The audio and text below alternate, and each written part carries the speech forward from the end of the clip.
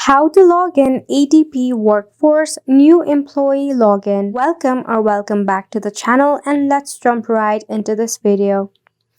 To log into ADP Workforce, launch a preferred browser, and in the search bar you need to search for ADP Workforce Employee Login. Now tap on the first suggestion, that is SignIn ADP WFN portal. Make sure that it is from the official website of ADP. You'll be redirected to your new page. To enter your user ID and select Remember User ID. But make sure that you are using your personal device and not a public laptop or PC.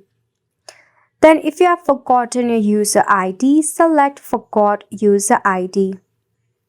Now in that case, it will redirect you to a new web page where you need to enter your first name and your last name that you have entered in your ADP account.